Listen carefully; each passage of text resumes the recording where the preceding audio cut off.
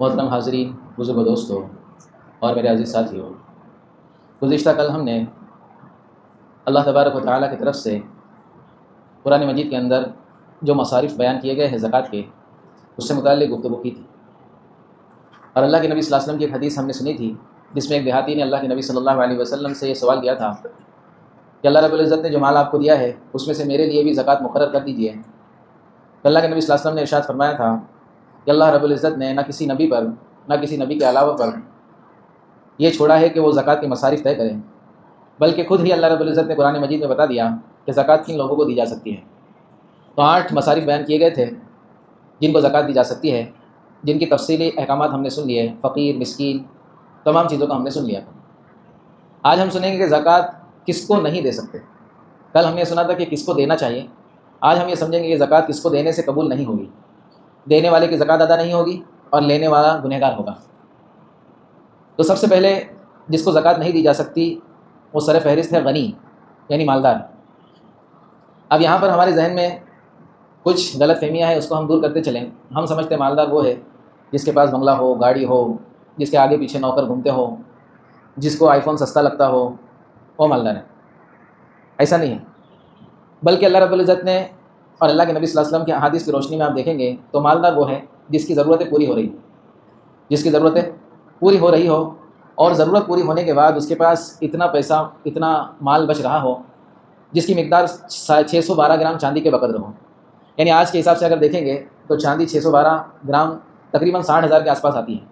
ایک آدمی کے اوپر نہ قرضہ ہے اور اس کے اس مہینے کے پورے خرچ وغیرہ نکال کر کے اس کے پاس 60-70 ہزار روپے ہے تو وہ مالدار ہے، اگرچہ وہ اپنے آپ کو مالدار نہ سمجھتا ہوں۔ جیسے جمعہ کے بیان میں نے بتایا تھا کہ مالدار 2 قسم کے مانے جاتے ہیں۔ ایک کو انگلش میں بولتے ہیں ریچ پرسن، ریچ مطلب رئیس آدمی، بنگلہ، گاڑی وغیرہ جو ہر چیز اس کے پاس ہو، ہر خواہش اس کی پوری ہو رہی ہو۔ اور ایک ہوتا ہے ویلدی آدمی، جس کی ویلتھ صحیح ہو، کھا پی کے ایک دم مست مزے میں ہو، وہ اگرچہ بہت زیادہ اس کے پاس پیسہ نہ ہو لیکن 612 گرام چاندی کے بقدر اس کے پاس مال ہو، یعنی 60-70 ہزار ہے تو اس پر بھی زکوٰۃ دینا واجب ہے، وہ لے نہیں سکتا۔ بعض اکثر ہم میں سے ایسے لوگ ہیں جن کے پاس اتنا مال ہے، ان کی تمام ضرورتیں پوری ہو رہی ہے، اس کے باوجود وہ یہ سمجھتے ہیں کہ ہم لے سکتے ہیں۔ تو ایسے لوگوں کو دینا دوستو جائز نہیں ہے، ہماری زکوٰۃ قبول نہیں ہوگی اور لینے والا بھی گنہگار ہوگا۔ اور وہ حدیث میں ہم کو یاد رکھنی چاہیے کہ لینے والا اگر بغیر استحقاق کے لے گا تو اللہ رب العزت اس کا جو پاک مال ہوگا اس کو بھی برباد کر دیں گے جب اس کے اندر زکوٰۃ کا مال مل جائے گا۔ تو پہلا تو ہم سمجھ لیا ہم نے کہ غنی یعنی جو زکوٰۃ خود نکالنے کے لائق ہو، جو صاحب نصاب ہو، اس کے لیے زکوٰۃ لینا جائز نہیں ہے۔ اب یہاں پر ایک سوال یہ پیدا ہوتا ہے کہ ایسے لوگوں کو ڈھونڈنا، تلاش کرنا جو واقعی مستحق ہو، یہ تو بڑا مشکل کام ہے۔ تو پیسے بھی ہم نکالیں، حساب کتاب بھی ہم کریں، جان پہ بھی ہم کو یہ آئے کہ پیسہ جا رہا ہے ہمارا۔ تو دوستوں میں اکثر یہ مثال دیا کرتا ہوں، اس کو ذہن میں رکھیں۔ جو بھی سرکاری کام ہوتے ہیں، جیسے آدھار کارڈ جب نیا نکلا تھا تو لوگوں نے رات بھر لائن لگا کر وہ آدھار کارڈ کے لیے مشقت برداشت کر کے اس کو بنایا تھا۔ مجھے اچھی طرح یاد ہے ہمارے کلوا کے اندر میونسپلٹی اسکول میں آدھار کارڈ بن رہا تھا، تو ایک مرتبہ میں نے سوچا کہ چلو اپن بھی جا کے بناتے ہیں۔ تو رات کے وقت جا کے دیکھا تو تکیہ کمبل لے کے سب بیٹھے ہوئے وہاں پہ لائن لگا کے، رات میں بیٹھے، وہ صبح آفس کھلنے والا ہے۔ پھر اس میں بھی ایسا ہے کہ 200 لوگ بیٹھے ہیں، صبح وہ آئیں گے، 100 فارم بانٹیں گے، 100 لوگ کو بولیں گے جاؤ بھائی پرسوں آنا۔ تو کہ ہم نے آدھار کارڈ نہیں بنائے نا بھائی کسی نہ کسی طریقے سے، کیونکہ ہم کو معلوم ہے کہ اگر نہیں بنائیں گے تو تکلیف میں ہم آئیں گے۔ تو شریعت کے جتنے بھی احکامات ہیں دوستو، چاہے زکوٰۃ ہو، روزہ ہو، یہ سب میں ہم کو مشقت جھیلنی پڑتی ہے، لیکن اس پر بھی اللہ رب العزت نے ہم کو اجر و ثواب کا وعدہ کیا ہے۔ تو شریعت کے احکامات کو بھی جیسے دنیا کو دل پہ لے کے کرتے ہیں ویسے ہم کو کرنا ہے، اور کرنے والے کے لیے آسان ہے۔ اسی طرح دوستو دوسرا نمبر ہے کافر۔ کافر کو زکوٰۃ نہیں دی جا سکتی۔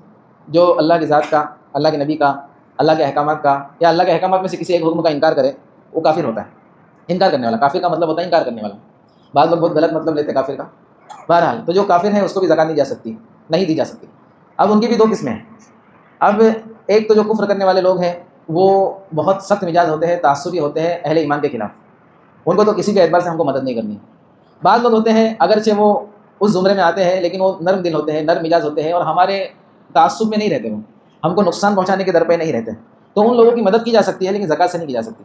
ان کی مدد کی جا سکتی ہے انٹرسٹ کے پیسے سے، ان کی مدد کی جاتی ہے نفل صدقات کے ذریعے سے، جیسے مثال کے طور پر جانوروں کو بھی رحم کرنے کا حکم دیا گیا ہے۔ تو اگر ہمارے آس پڑوس میں ایسے لوگ ہیں جو دلی نفرت نہیں کرتے اہل ایمان سے تو ان کی ہم مدد کر سکتے ہیں لیکن زکوٰۃ سے نہیں کر سکتے، زکوٰۃ ہماری ادا نہیں ہوگی۔ اسی طرح تیسرا نمبر آتا ہے بنو ہاشم اور بنو مطلب کا، یعنی اللہ کے نبی صلی اللہ علیہ وسلم کا جو خاندان تھا اس خاندان کے لوگوں کو بھی زکوٰۃ نہیں دی جا سکتی، بلکہ ان کو اپنے اچھے پیسے سے اگر وہ غریب ہے تو ہم مدد کر سکتے ہیں۔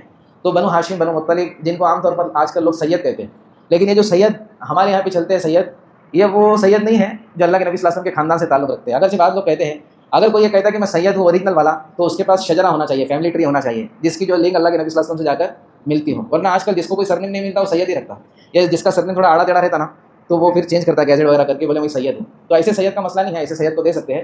اللہ کے نبی صلی اللہ علیہ وسلم کے پیور خاندان والے بنو ہاشم بنو مطلب ان کا یہ مسئلہ ہے، تو ایسے لوگوں کو دینے سے زکات ادا نہیں ہوگی. اسی طرح چوتھا نمبر آتا ہے جس کی ذمہ داری ہمارے اوپر ہے، جس کا نان و نفقہ ہمارے اوپر ہے، ہم اس کو زکات نہیں دے سکتے.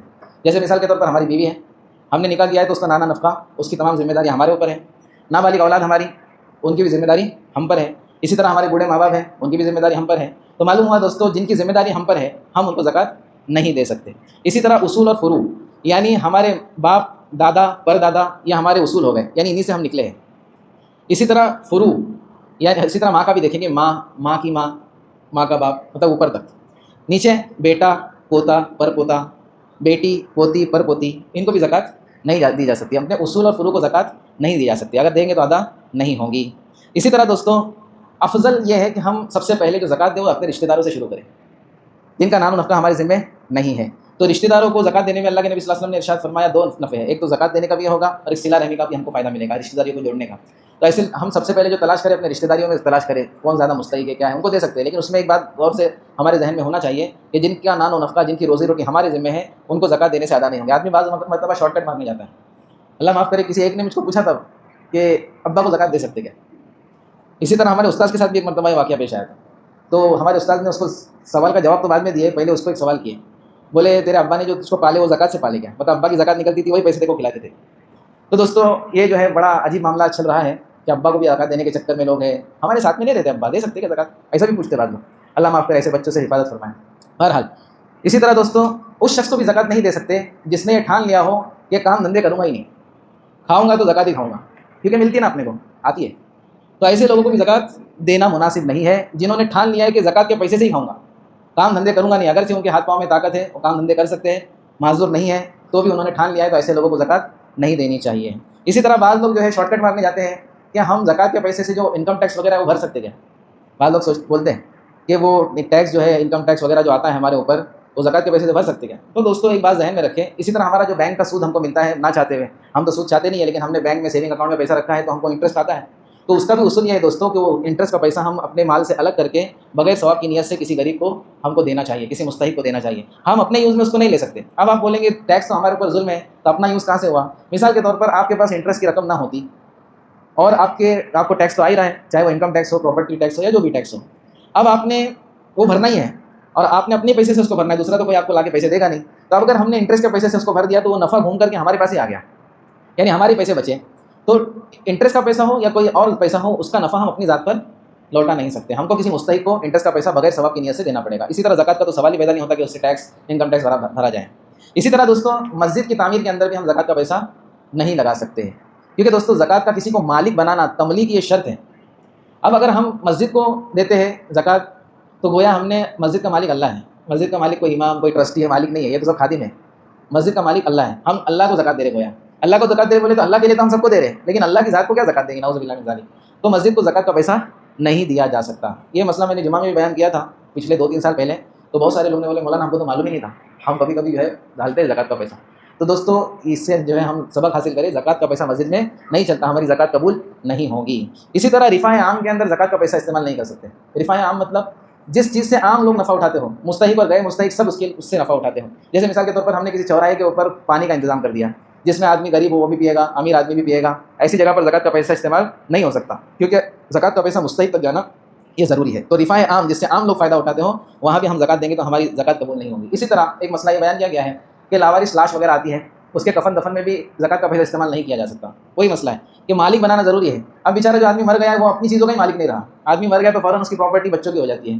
اللہ کے نبی نے فرمایا نا کہ آدمی کہتا ہے میرا مال میرا مال، اس کا کیا مال وال کچھ بھی نہیں ہے. اس کا مال وہ ہے جو اس نے کھا کے ختم کر دیا، پہن کے پرانا کر دیا اور آخرت کے لیے بھیج دیا، وہ اس کا مال ہے. ادھر جو رہ گیا وہ تو سب وارثوں کا ہے. تو اگر ایسی لاوارث لاش وغیرہ کہیں پہ آتی ہے اس کے اندر ہم زکات کا پیسہ نہیں دے سکتے اس کے کفن وغیرہ کو، کیونکہ اس کو ہم مالک نہیں بنا سکتے. مالک نہیں بنا سکتے تو ہماری زکات ادا نہیں ہوگی. تو ایسا کوئی بھی چیز جس کو ہم مالک نہیں بنا سکتے اس میں زکات کا پیسہ ہم نہیں دے سکتے. اسی طرح ایک بہت دقیق مسئلہ بھی سمجھنا ہے. فقہا نے لکھا ہے کہ جو نفلی عبادت کے لیے اپنے پورے ٹائم کو اس نے وقف کر دیا ہے کہ وہ نماز پڑھے گا، روزہ رکھے گا اور جو ہے تلاوت کرے گا اور کام دھندے نہیں کرے گا، خالی یہی کرے گا، تو اللہ فقہا نے کہا اس کو بھی زکات نہیں دے سکتے. کیوں؟ کیونکہ وہ اس کی ذات کے لیے ہے اتنا. ہاں البتہ اگر کوئی شخص علم کے لیے اپنے کو وقف کر رہا ہے، علم سیکھنے یا سکھانے کے لیے. جیسے اس کی بھی دلیل آپ مانگیں گے. اللہ کے نبی صلی اللہ علیہ وسلم کے زمانے کے اندر مدینہ میں مسجد نبوی کے پاس ایک چبوترا بنا ہوا تھا اہل صفہ کا، جس میں حضرت ابو ہریرہ بھی تھے اور بہت سارے صحابہ تھے. ان کی تعداد لگ بھگ 70-80 کی رہتی تھی ہمیشہ. تو مدینہ والے جو ہے یہ کوئی کام دھندے نہیں کرتے تھے، لیکن ان کا فوکس پورا ہوتا تھا اس بات پر کہ اللہ کے نبی صلی اللہ علیہ وسلم کی احادیث کو، قرآن مجید کی افہام و تفہیم کو آگے بڑھانا ہے. تو یہ لوگ جو ہے اس چبوترے میں پڑے رہتے تھے. اب اللہ کے نبی صلی اللہ علیہ وسلم نے ان کے لیے نظام ایسا بنایا تھا کہ کوئی کسی کو صدقہ دینا ہے، کسی کی زکوٰۃ نکلتی ہے، تو وہ ان کے لیے روزی روٹی کا انتظام کر دیں. تو آپ روایت میں سنا ہوگا کہ اللہ کے نبی صلی اللہ علیہ وسلم کو ہدیہ آتا تھا تو آپ صلی اللہ علیہ وسلم اس کا خود بھی استعمال کرتے تھے اور ان کو بھی تقسیم کرتے تھے. اور جب زکوٰۃ یا صدقے کا کوئی مسئلہ ہوتا تھا تو اللہ کے نبی صلی اللہ علیہ وسلم ان پر مسجد نبوی کے اندر ایسی رسی باندھی ہوئی تھی سائڈ میں، وہاں پر لوگ لا کر کے اپنے کھجور کی زکوٰۃ جو نکلتی تھی وہ کھجور ہی نکلتی تھی اس زمانے کے اندر، پیسے نکالتے نہیں بیٹھتے تھے. تو کھجور کے جو ہے گچھے لا کر کے اس پر لٹکا دیا کرتے تھے. اب اہل صفہ اس میں سے اپنا انتظام کر لیا کرتے تھے. ایک مرتبہ کسی نے بہت ردی قسم کے کھجور لا کر ایک دم مطلب گئی ہوئی لا کر کے لٹکا دیا. اللہ کے نبی صلی اللہ علیہ وسلم دیکھتے تھے، جائزہ لیتے تھے. اللہ کے نبی کی نظر ہر جگہ ہوتی تھی دوستوں. اللہ کے نبی نے دیکھا کہ ایک دم سڑی ہوئی ردی قسم کسی نے کھجور لا کر لٹکا دیا ہے.